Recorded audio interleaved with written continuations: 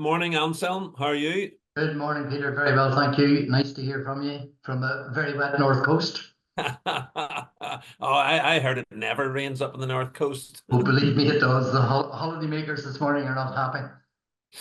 Anselm, thanks very much for taking the time to speak with me today. Welcome to the Business Spotlight. Thank Could you. you tell me a little about yourself, your background, and your business, please? Well, our business, I've been in business since the 2nd of October 1989. When I left school, I did my levels in 1980 and left school, and I had offered a place to do PE and education at Jordanstown. And then a job come up with a local estate agency, and I thought I'll try this for the summer and see do I like it. And I went to work for a company called Daniel Henry and Son on the 13th of June 1980. It was a Friday or Saturday, I beg your pardon. And no, it was a Friday. And I've never really looked back since. I often thought should have gone down the education route and been a teacher, but perhaps not. So I really worked for Daniel Henry's from 1980 up until 1986 when they were bought over by Nationwide Bank. And then I was a branch manager of the Nationwide Estate Agency Group until 1989. And through 1989, I had a few approaches to join other companies. And I was very reluctant to do so because of the relationship I had with Colm Henry. But we were asked then in 1989 by Dermot Gordon of Armstrong Gordons would I join his practice in Portrush, and we had a discussion and I said no, and I then went on holidays and he rang me and he said, would you like to buy the business? And I thought, oh yes, I would. So that's how it started, literally by a casual phone call. So that's how it started. So we've been in business in Portrush on the north coast since that time. And we operate right through County Antrim, Mid-Ulster, County Derry, Londonderry, and that's where we are. Fantastic. So this will be I'm working out 35 years then in business this October. My goodness. Yeah, yeah. And it's hard to believe. I was with friends a couple of years ago and they said, you know, how would you view your business career? And I said, well, probably very stressful would be the first thing I would say. And they said, would you not consider the word successful? And I would never have looked upon myself as being successful. And then the person said to me, says, you know, success comes in many ways. It isn't always about money and it isn't always about A, B, and C. And I actually sat and I thought about it. And he said, you know, you're in business at that stage was 32 years or whatever. He said, how many businesses do you know have sustained a 32-year lifespan? And I said, I only know of one other, which was my late father's fruit shop business, which went for 52 years. So I think that's maybe where the work ethic comes in. So yes. Yeah, it's often I remember hearing success described as a journey, not a destination, and it's true. I mean, to be in business 35 years is a tremendous achievement. But I guess whenever you're in it, you view it differently from the way outsiders would look into it. Yes, you do. And I think you become absorbed so much in the business and the day-to-day running and the responsibilities that you have to your family, and equally important to your colleagues. I always feel a great responsibility that whilst we're all part of a team and a very important team, and they all have an equal say and an equal input at this stage because they've been here for so long. But I feel that there's always something there. You need to keep this moving and keep your responsibility to them because they all have husbands and wives and children and families, and you know. So maybe I'm sounding very old-fashioned, but we are quite modern now, to be honest. No, not at all, not at all. And so, what was the spark 35 years ago that made you launch the business? I think the spark was two things. I touched on my. It would probably kill me for using the word mentor, but my first employer, Colm Henry, he owned Daniel Henry and Son, which were the biggest firm in the Northwest. Really, really super person to work for, a very hard businessman, very fair businessman, but I learned a lot from him. And then Nationwide, he sold out to Nationwide. At that time, there was buyovers. Morton's were sold to Halifax and Ulster Property Sales, and Daniel Henry's became part of Nationwide. And I think I just became frustrated with the corporate life back all those years ago. And, you know, yeah, the salary was good. terms are good, but was there anything really to look forward to every day? Was there any other challenge other than getting your targets? No, there wasn't. And at that time then, as I say, we had a few other approaches from other firms who would come and work with them. Because I was very good at what I did. So, I mean, that's why I was getting the approaches.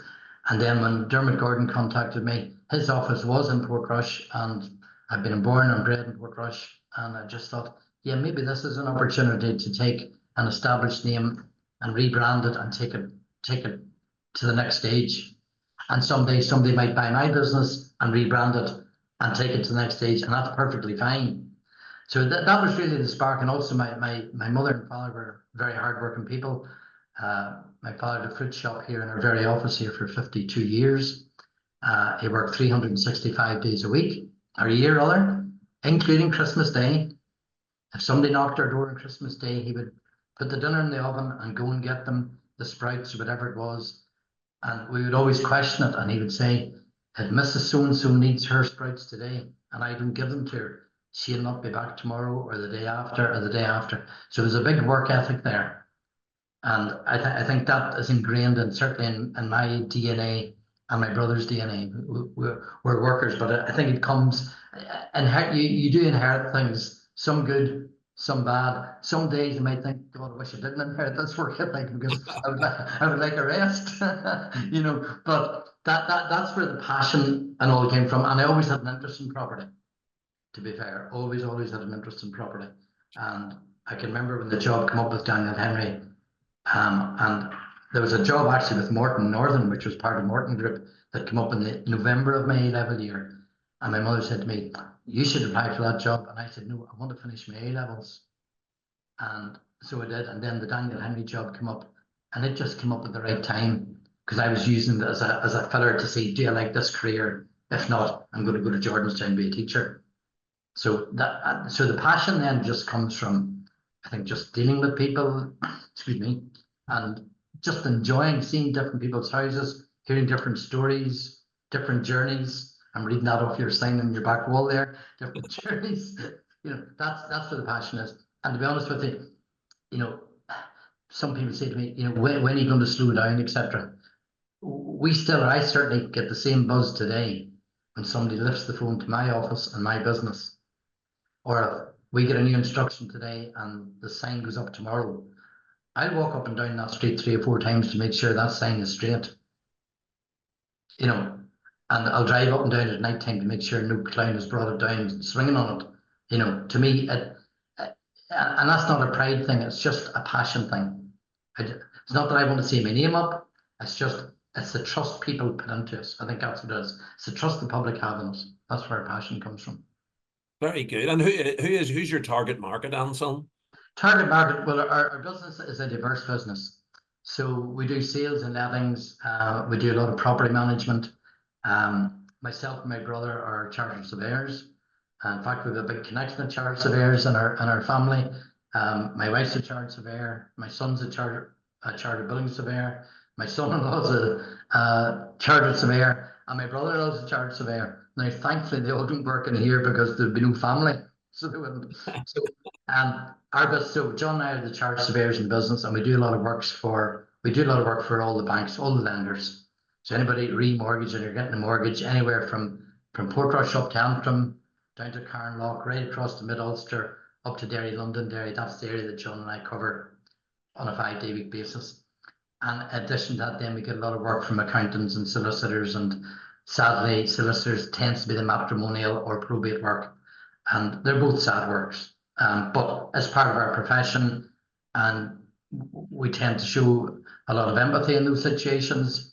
And I think when we go out to people, they appreciate that we're not just there for a commercial reason, that we do have a recognition that there is a difficulty there. So our business is very much, 5 or 6 different income streams. And equally, we do property management. 2 days ago, we missed the bin lorry at one of the developments. So I had to go chase the bin lorry down, go haul the bin up onto the street to make sure everybody's happy, take it down. We had an auction house business in the early 1990s. We were the first auction house on the North Coast. and with the premises bought, and then the lady pulled out of it. But we used to run auctions on a weekly or fortnightly basis. And I'd been working to 1 or 2 in the morning, cleaning furniture and moving pictures from here to there to make sure everything looked right. It didn't really matter where it was sitting, because people were going to buy it or not buy it, but it was just that pride thing. So, our business is very diverse, and our target market is basically everybody. Everybody. That's. What would you say has been your biggest lesson since being a business owner? Sorry, my biggest lesson? Biggest lesson. If I were encouraging anybody to go out into business today, I'd probably made one mistake, is that I didn't know enough about the running of a business. I didn't know enough about the financials. I didn't know enough about bookkeeping, pay as you earn, statutory sick pay, and I've had this conversation with loads of people down through the years.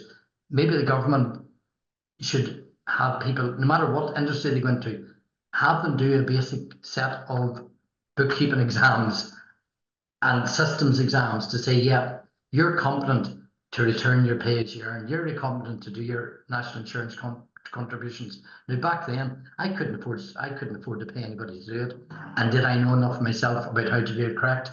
No, I didn't. So I probably went into self-employment maybe 3 or 4 years too early. I think my business mind probably could have developed a bit more with Colin Henry or Daniel Henry and son at that time. I think I also should have taken a bit of time out and said, yeah, let's get educated in this and look more into it. So I'd say to anybody starting out business, get the finances right. I still hear friends saying, oh, we've got the VAT to pay next month. Well, when the VAT comes into your business, open a VAT account, put the gross amount into the VAT account, and you'll have it when the quarter comes. You can't use the VAT for your cash flow. Now, everybody's guilty of it at some stage. Yeah. That's, so my advice would be, think about the journey and make sure the financials are right. I think that's the thing. Very good. And be prepared to work long hours. What would you say? Are there any business leaders that you've looked up to or have shaped or influenced you along the way, or even today? I tend not to look at. I do follow businesses. We all follow various businesses, and I think down through the years, I would have followed people in our industry. So I would have looked, say, in the south of Ireland. There was a man called Fintan Gunn, who was originally from County Monaghan, had an estate agency there and decided to take the big boys on in Dublin. And he went into Dublin and took over the Dublin market and became one of the bigger players. I can remember watching his growth thinking, God, that's fantastic. But my business leaders locally, I refer back to my mentor, to Colin Henry. He taught me so much. When I left Nationwide, he came into my office the first day I opened and made it very clear, if I need anything, call in. We still have a very good relationship between our business and his business today. And we bounce, his son now, Dan, runs the business. We have a lot of collaboration, a lot of respect, which is very rare in the estate agency business. Yeah, a lot of respect for each other. If he needs something, I'll do it for him. And if I need something, he'll do it for me. But I think, taking him aside, I think my mother and my father are probably, it sounds a bit cheesy, but Dad worked all those hours.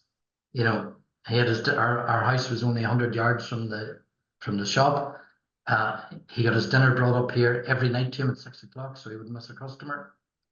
Sunday dinner, he ate behind the counter. You can't forget those things. Yeah. I can remember working in Barry's when we were first year of secondary school, and there was no age limit and no hours limit. And I remember coming down Victoria Street to go down home. We had to pass the shop to go home every night. But how I thought I could get past the shop every night at 10 o'clock without him seeing me. But once Barry's was open at 10 o'clock, myself and my brother, we were in the front door of the grocery shop. We were gathering up all the rubbish and bagging it and getting it ready and taking it to the skip and getting the place all washed out and weighing potatoes and all this sort of stuff. So that's where the work ethic comes in, and that's all part of the journey. So yes, I do look to my parents very much in that. Absolutely. Very good, great share. And what about if you were on a desert island, Anselm, and you had to pick a book or a podcast or either or both to read or listen to? What would you choose? But see, I am quite dull when it comes to this because I don't listen to podcasts. my son listens to podcasts day in and day out. So I get enough education and podcasts from him. Books, I don't tend to read books. I don't find them relaxing. My house has come down with books. I'll go into a shop and I'll say, yeah, I'll buy that book there that Peter's written. Will I open it? I don't find it relaxing. So I think it was in a desert island. I'm just quite happy to just sit there and look out onto the ocean and just chill out. Very good. And if you could invite any three people, alive or dead, to a dinner party, who would you pick? Alive or dead, my goodness.